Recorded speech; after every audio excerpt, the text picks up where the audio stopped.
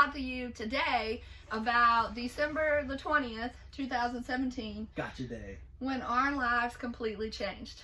As we spoke about last time, we had just learned that we were going to be parents of a newborn. And we had no nursery, no nothing.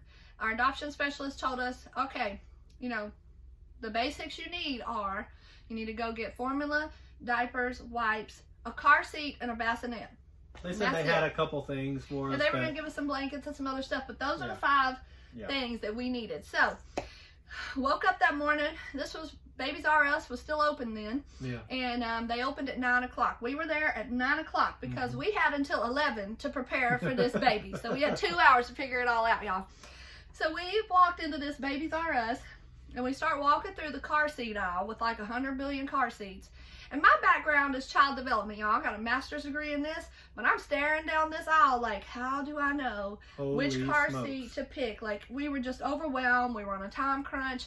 The ladies at the little registry table kind of saw that we were in freak out mode. And then all of a sudden, this angel of a guy named James comes walking out, and he helped us to get what we needed. He was such a blessing. He could see that we were like, oh my goodness, what's going on? We told him what was going on. The ladies at the registry table had overheard it. So, you know, when you go start a registry or, you know, have baby stuff, I reckon you get a few free sample things. Well, these ladies were shoving in all these samples. They had big bags of samples for us. We're adopting a little baby boy. We're picking him up in 2 hours. And, well, this James guy's like, okay, here's the deal on the car seats. And then he got us a floor model one that was perfectly great for a deal. We were like, yes, Lord. And so then he takes us around and we figure out which formula, and then he shows us the diapers, and then we go around the corner to the bassinet. And he there's a floor model one. He talked about which one's best. He gave us a discount on that. And then we went to the clothes aisle, so we got all the staple items, right? And we went to the clothes aisle. We picked out, you know, first Christmas outfit, because we needed something that was for us. A few days from Christmas. Yeah, a few days from Christmas. So then we had to go out, so we're checking out. We're like, oh my gosh, you know, what are we doing? And they were just super helpful. And then they took us outside. They had to install the car seat. The ladies had gotten us all these free goodies too. Bottles and more formula, and it was like, here's your present. Here's another present for you. So and then they came out, and then that James guy had come out, and he helped show Aaron, you know, how to install, or got a guy to help Aaron install the car seat, and show him how, and all that good stuff. How to do everything.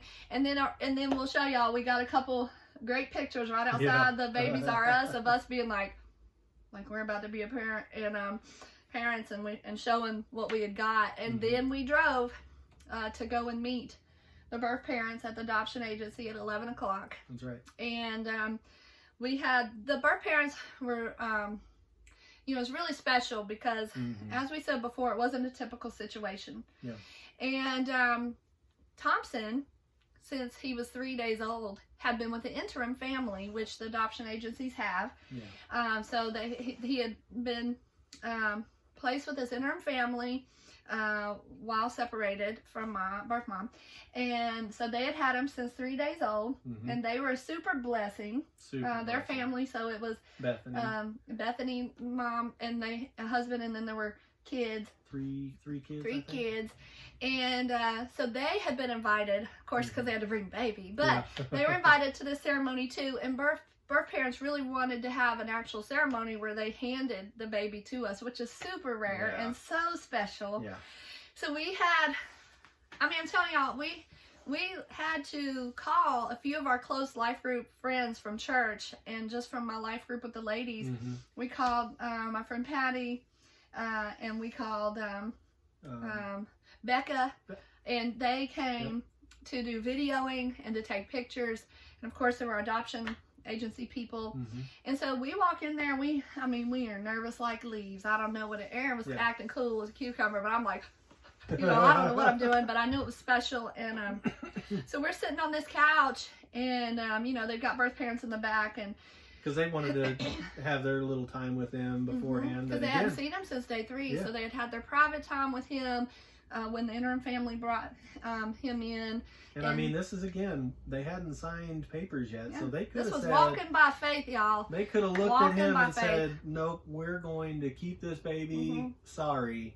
And you know, that we were just believing that wasn't going to happen. We were 100% all in. All in. And you know, you worry too. It's like when you're an adoptive parent, you know, it's shallow to think, but like there's a thought that comes across your mind, like what this baby comes out and like not cute, or something's wrong with it, or oh my gosh, you know. Yeah.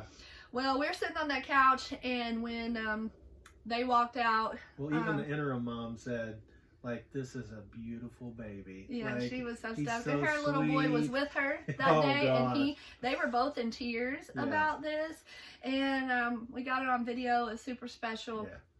Well, so they come out, birth parents come out carrying him, and they hand him to Aaron. And I was just doting over him, and I looked at him, and he was the most beautiful thing I'd ever seen. Yeah. And we just looked at him, and I mean, I think everybody was in tears. And we just sat there with the birth mom and dad and just had this special moment. They read some things over the paper, and it was just a really special moment, and we were just in awe. Yeah. And just to be able to bond with these birth parents like we had known them our whole life, and to have such a tough situation, you know, with them, what they were going through, but to know that God had given them strength enough to go through this, and that God had always ordained Thompson, you know, to be our child. Because he has plans for him, you know, that are going to be accomplished through us guiding him and directing him and praying for him. And to know that, you know, the birth parents were obedient to be able to go through such a difficult time and entrust us with this child. And so sitting just right next to them and, you know, patting each other. And just, I think we gave them a couple more gifts, and they brought us something we were just connecting and just look at this beautiful baby. And then it was so special. Like I said, we got it recorded and everything. Well, then, you know, I come and bring Thompson over, and I lay him on, there's this table there, and I lay this blanket out because we're about to leave. And the other interim family and the son were crying and coming over and saying goodbyes to Thompson and everything. And the adoption agency had given us a bunch of goodies to take home. And we're like, oh my gosh, this is about to happen. You know, like, we're going to go put him in a car. Like, oh. But I had to change his pamper, so I laid this blanket out and put him down and changing the blanket. And drops a deuce. He drops a deuce. He totally, like, blows out the diaper. And little newborn diapers. I mean, they're so cute. He probably wee-weed on me at the same time. I think he you know, spout peed on me, and I'm like, ah!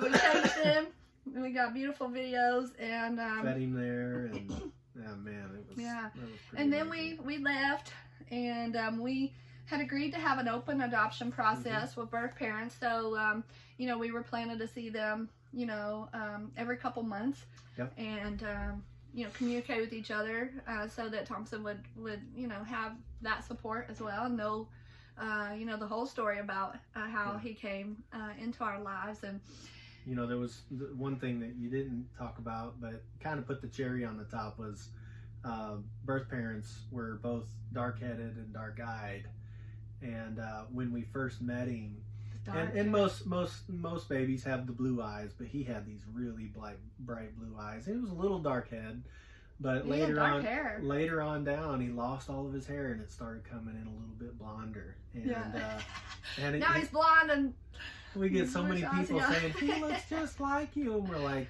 thank you. Yeah, we're so proud. You can't deny him. So yeah, it's just amazing how even like when we've seen birth parents since then, how they're like, I can't believe he's like blonde with blue eyes, and I'm sitting here like, you know. So then we get him wrapped up and ready to go. We're saying our goodbyes to everybody. You know, we're putting him in the car. Like, he barely, you know, he's like this big in the car seat, like this big. And we're like, oh, what do we do? I was sitting in the back with him, y'all, okay? We have our first picture, you know, in the car. Miss, I get car sick when I'm not, when I'm in the driver's, or behind, in the back seat. She didn't care. She was right there, sitting there, and I'm driving, the wide knuckles going down the road. Oh, remember we bring him home, and you know, we had basically sent out a bolo to our little life group at the time and said, you know, our own parents didn't know yet. No. So we had just told our few intimate life group friends, like, okay, we're telling y'all before we even tell our families, because we don't have anything. And so they all of a sudden, you know, had prepared to throw an Insta shower for us. But that night, the first night, all we had was the bassinet, those things we had bought from Babies R Us. We come home, we had our tree up already. We got this beautiful baby boy. We were taking pictures, we were loving on him, and then I'm like, oh my gosh, he hiccuped, like what do I do? Or he sneezed. And so thankfully I could call Bethany, you know, the interim placement parent, and I was calling her like all the time at the beginning, like I was like, Bethany, he sneezed. She's like, yeah, that's normal, he does it a lot. I'm like, okay. And then I was like, he's hiccuping. She's like, yeah, that's normal, he's been doing that too. And I remember he used to do this thing with his nose where he would snort. When he was drinking, he'd be like, and he was snorting stuff, and I called her. I was like, he's doing this snorting thing. She's like, yeah, that's normal. It's okay. And so we made it through the first night. We got this picture looking doe-eyed and weary the next morning, because I think every 2 seconds we're like, is he breathing? Is he breathing?